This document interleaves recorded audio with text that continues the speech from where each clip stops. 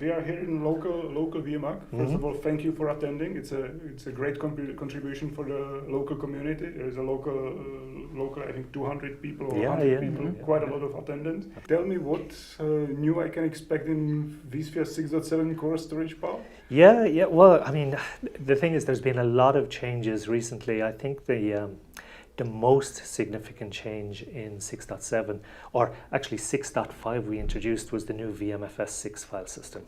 So we've been running off VMFS 5 for a long time, but in VMFS 6 we've made a huge number of improvements. Things that I guess are going on under the covers but you wouldn't actually notice yourself, but certainly from a performance perspective there's been a big improvement. Things like discovery of VMFS file system on LUNs, things like resignaturing, which is very important if you're a site recovery manager and you're doing a failover. You have to do that discovery and resignature as quickly as you can. Right now. Correct. But in the past, it was I think one of our partners did a test, and they were looking at, I think it was something like 8 different LUNs to discover, 8 different LUNs to resignature, and prior to VMFS 6 this was taking something like 5 minutes, but now it's down to about 15 or 20 seconds. So it's yeah. For the DRs, I'm sure it's absolutely many customers like to see that. And there's a few other things as well, things that operational wise. One in particular was the way that we allocate blocks. So for example, when we create a virtual machine on the VMFS data store in the past, it would be the host that would be given that group of blocks. So for instance, that host could create the first virtual machine, use that group of blocks, create a second virtual machine, and then use the same group of blocks. It's not a problem, but if that virtual machine is now vMotioned to another host, now you have 2 hosts that are consuming the same block, and if those 2 hosts want to grow that virtual machine at the same time, there could be things like contention arise. I see. So now what we've done is we've moved a block allocation mechanism in VMFS 6 to being VM-centric. So this virtual machine is given a group of blocks. Now the host wants to create another virtual machine. It won't reuse that group of blocks. It will search the VMFS file system looking for groups that are empty, and then we'll allocate the VM that way. So we avoid those kind of contention issues as well. Now I can talk about VMFS 6 for take up the whole conversation, but there's a lot of nice things I think in VMFS 6 for sure that are very interesting. Most important feature for me was the unmap. Yes, absolutely. Yeah, so we have a long history with unmap. I think it's some good, some bad. Yeah. Yes. I think with vSphere 5.0, when we first had this unmap function, it was automated. So we said, oh, don't worry about it, just turn it on. But of course, we had storage arrays that they're not capable of performing exactly. So it's been a kind of it's been a learning curve for us. And that unmap has always been manual, I guess, up until the new 6.5, 6.7. We've done some tuning as well in 6.7. What we did when we introduced the automated unmap first in 6.5, we unmapped at a very low rate because of the lessons we learned previously. Yeah. So I think we were only reclaiming about 25 megabytes per second, something very low. But of course, all the flash array partners said, we can do way more than this, and of course they can. So in 6.7 now what we have is a tuning mechanism so that you can decide, or probably through guidance from that partner, you can actually set how much you want to unmap, what your unmap rate will be. So in this case, we will be relying on the partners or storage vendors to actually more or less advise to the customers what value they should set? I would say that's advisable. I would again, we're leaving the default at the 25 megabyte per second reclaim rate, but I know of certain storage array vendors who will say to their customers, you can go much higher. So I would, if customers want to look at that, certainly talk to the storage array vendor and get some advice and see what rates they can set. Are there any other improvements we did? There's probably, I suppose another big thing as well is 4K native support. So what we're seeing now is more and more our higher capacity disk drives coming on the market. Forever we were dealing with the 512 sector size. This was what everything is basically built on. All the operating systems and so on are dealing with this 512 sector size. In 6.5, we introduced support for larger disk drives, which are 4K sector size, but they emulate 512. So that just means that applications that are used to the 512 sector size can just use it like that. But what we've done, and again, this kind of goes back to VMFS 6, sort of, is that we can now support 4K native drives on vSphere as well. But we've taken that emulation that was in the physical drives themselves, and we've brought that up into our I/O stack.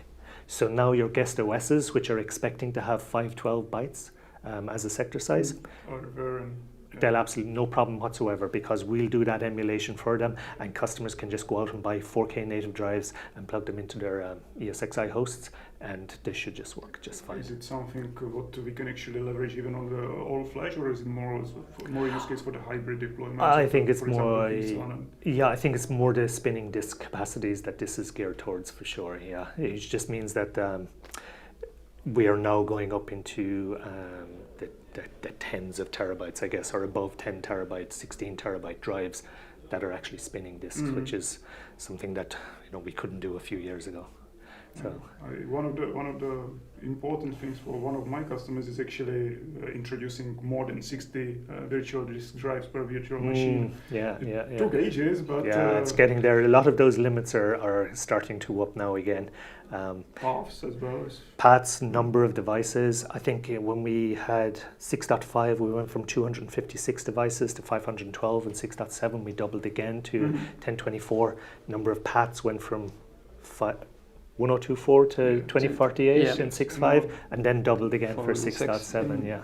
But actually, I think the 4K native drives, if you're a vSAN customer and using our HCI platform, that's in there as well, right? We introduced that in vSAN as well, likely because it was implemented as part of core storage, and it sort of follows on from that as well. So in 6.7 with vSAN, you can use 4K native drives too.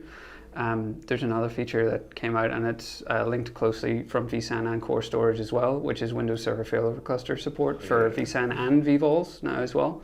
So if you have clustering solutions that use RDMs, physical mode or virtual mode, whatever it is, particularly Windows Server Failover Cluster, you can now use those natively with vVols and vSAN without having to use RDMs and all the operational overhead that comes with it. Finally, you can get rid of them, right? And you don't have to worry about the clustering mechanisms or anything. It just I think vSAN is creating a virtual target for the system. An iSCSI target, sure. Correct. Yeah, that's right. Yeah, so we expose the iSCSI target to the VMs. The VMs consume that LUN, and they're free to move around the cluster as they want. They're not pinned to hosts like they would be with RDMs. Yeah, I was actually thinking about a use case that one of the biggest, or some of the biggest customers could actually use a vSAN cluster to actually mount or provision the iSCSI target to all their Microsoft clustering, because the vSAN can provide high availability for those targets, which usually storage are not capable of. Well, that's one of the major advantages, I would say, as well, is that because it's an iSCSI target, you can expose it to physical machines too. So if you have physical Windows clusters, they have all of the benefits that VMware provides with regard to scaling performance, redundancy levels, replication, and that kind of stuff just through SPBM to those LUNs natively, which is really neat. But I also think this is the very last use case that was preventing customers from going all in on vSAN or perhaps going to vVols, is that they still would have had to maintain some traditional storage in order to present RDMs. But now with the 6.7 release, whether they go HCI with vSAN or whether they go to, I wouldn't say traditional storage, but they go with the vVol approach on storage arrays, there's no reason to have these devices or LUNs hanging around that can present RDMs anymore. They can now just go completely in. It's a very nice migration step for people that was a blocker before. They might have old aging arrays that they've got their RDMs configured on. Now finally they can move away, right? Yeah, and speaking about vVols, how big adoption of the vVols? Yeah, so I mean it's getting there. We've seen another jump now again in Q1 of this year on vVol adoption. But there's been a few things that we've identified that were preventing the vVol adoption in the first place. Firstly, we needed customers to move to vSphere 6.0. It's only from vSphere 6.0 and onwards that we have vVol support. Now 5.5 is end of support. Exactly. So this is now maybe something that might as customers move to 6.0 and hopefully 6.5 and 6.7, now they'll have an environment where they can consume. Absolutely, they can consume vVols. The second thing that we didn't have support for initially was replication. So we couldn't do DRs and exactly. Now that we have that as well, and I think the final thing we've just been discussing is that customers had these legacy type applications which still required RDMs, and that we didn't have a solution in vVols for that. So they couldn't completely move them. Exactly. Now we have that again, but we're looking at our internal database of what customers are deploying, and with the customer experience improvement information and all that, we can see that there is a ramp up of customers who are adopting vVols, and it might be just proof of concepts, it might be just kicking the tires, we say, and trying it out, but there's definitely been an uptick on customers who are trying out vVols. And what we're also seeing is now more and more of our partners are starting to move to the next version of vVols as well, supporting the next version of vVols. So just earlier this year, I think about February or March timeframe, Pure Storage announced the support for vVol 2.0. We already have HPE with the 3-par with the Nimble storage doing 2.0. I expect to see Dell EMC coming along there shortly with their storage arrays supporting vVol 2.0 as well. And I think now that we have pretty much, I would say, all the bases covered from a vSphere perspective, it's now time to see what's happening in the storage array or storage partner space, and hopefully we'll see more happening there as well. Yeah. Okay, and following up on that actually is, where do you see the storage field actually moving in 2, 3, 5 years-ish? Yeah, that's the million-dollar question. We had local storages. I know. We moved to SANs. Now we are moving more or less to object-distributed storage, vSANs and vVols and so on. So what do you think will come next then? Well, if we're moving to an object-based storage system, I think what that lends itself to is offering data services on top of the objects natively. So, providing storage, SMB or NFS or whatever it is.